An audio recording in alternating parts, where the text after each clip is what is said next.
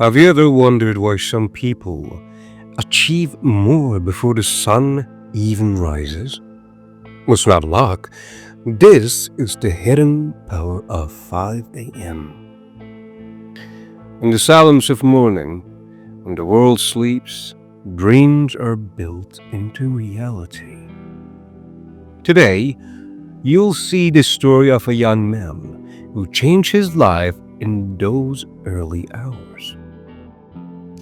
Every evening at exactly 8:30 p.m., while the city slowly fell asleep, Lucas put on his worn jacket and quietly left the small apartment he shared with his father.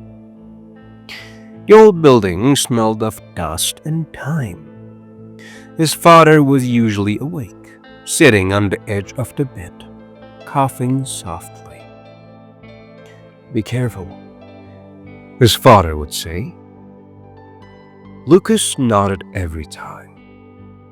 His father was old and sick, quietly watching his son carry the weight of both their lives. Lucas worked the night shift at a warehouse on the edge of the city. His shift started at 9 p.m. and ended at 5 a.m.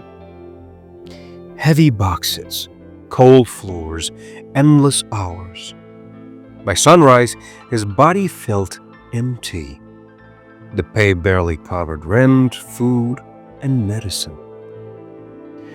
When the sun rose, Lucas walked home. And every morning as he passed the streets, he saw the same scene. Parents holding their children's hands, mothers fixing backpacks, fathers walking their kids to school, smiling, laughing, alive. Lucas slowed his steps. He imagined himself in their place.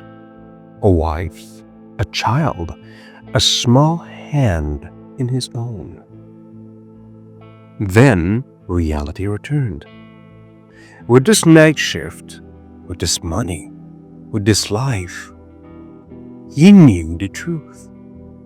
He would never get married, never have a child to walk to school in the morning. He sighed quietly and kept walking. When the city woke up, Lucas fell asleep. Day after day, night after night, Lucas was 24, but he felt much older. One early morning, just after finishing his shift at 5 a.m., Lucas didn't go straight home. He stopped at a small cafe near the warehouse. He didn't want to sit, he just needed something warm to stay awake. That's when he noticed the old man. He sat by the window, calm and well-dressed. In front of him was a cup of coffee and a letter planning notebook. It was 5 in the morning, and this man was not rushing, not tired, not escaping life. He was planning it. Lucas ordered the cheapest coffee and sat nearby. The man looked up and smiled slightly. "Night shift?" "Yes," Lucas said. It's 9 to 5 in the morning." The man nodded.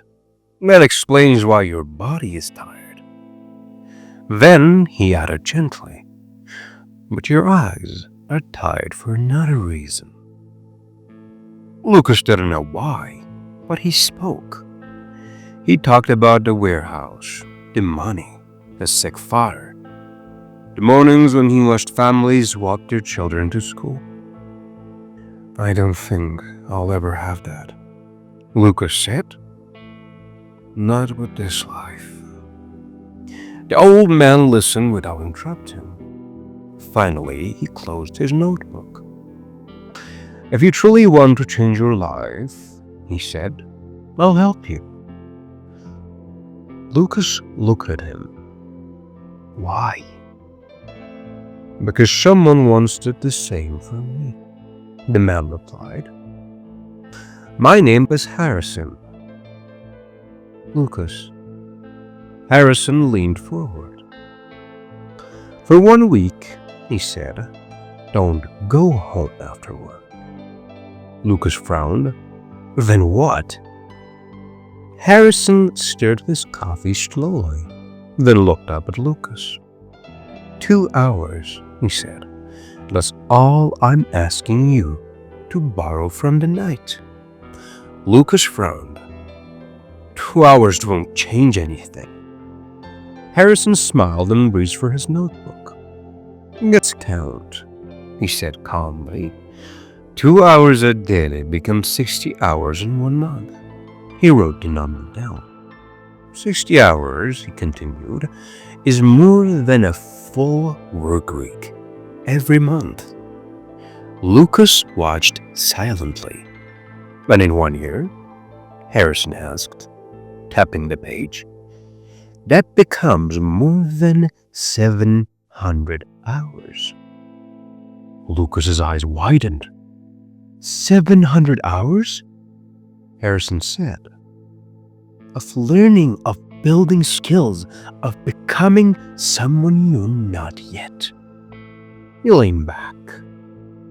Or most people are asleep, he said softly, dreaming about a better life.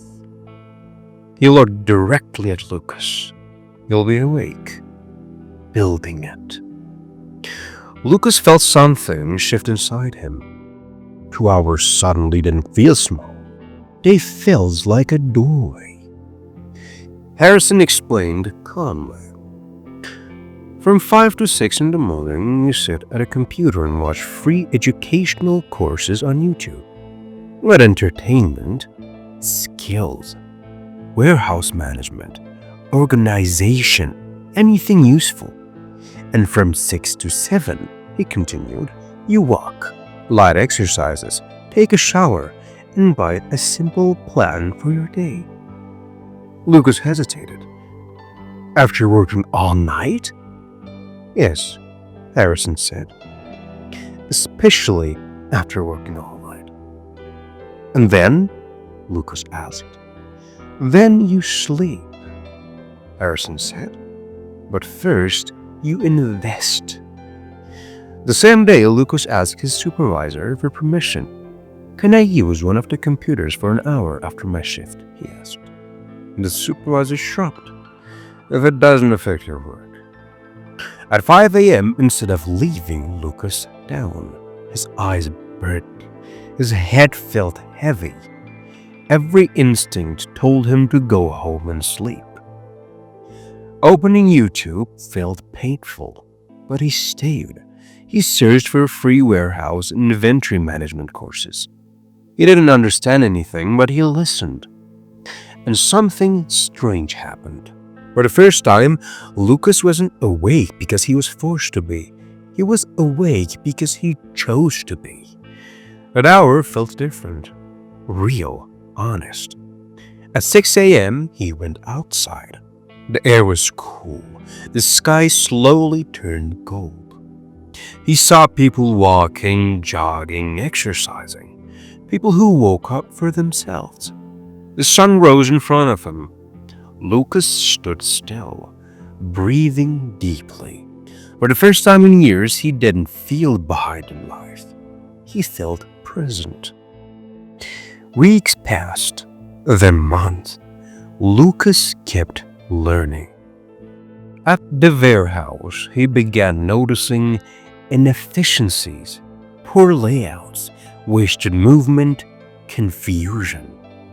Quietly, he started reorganizing sections. One night, the supervisor noticed. Who did this? He asked. Lucas raised his hand. The supervisor looked around at the reorganized warehouse in silence for a moment. Then he turned to Lucas. There's a professional warehouse, an inventory management course being held for the company's warehouse supervisors, he said. I'm going to register your name for it. The company will cover the cost. Lucas froze. Me? Yes, the supervisor replied. Attend the course. learn properly, and when it's over, take the final exam. He paused, then added, "Let's see what you can really do." Lucas did. He passed. And because of the discipline and responsibility he showed, Lucas was promoted to warehouse section manager and transferred to the day shift. His new job started at 8 a.m. Still, Lucas woke up at 5 a.m. every morning. Not because he had to, but because he understood something now. The magic of 5 a.m. doesn't belong to the rich. It belongs to those who decide to build a future while the world sleeps. After that, Lucas continued to rise. With time, his consistency turned into results, and his results turned into trust. Another promotion followed, this one with a salary he had never imagined earning. For the first time, money was no longer a constant fear. Lucas was able to take out a loan and buy a small home of his own, close to his father's place. Being nearby meant everything to him. His father's health slowly improved, and noticing made him happier than watching his son succeed. That same year, Lucas was selected as Employee of the Year. Soon after, management asked him to lead inventory management training sessions for new employees, to teach what he had once learned in silence during early mornings. It was during one of those sessions that Lucas met her, a composed, intelligent instructor with quiet confidence and calm strength. Someone who had also risen early and faced her battles silently. Lucas felt a pull he couldn't explain. Two lives shaped by early mornings and hard choices.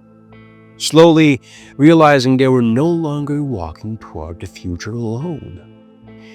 And step by step, Lucas found himself walking toward a future that finally felt full and beautiful.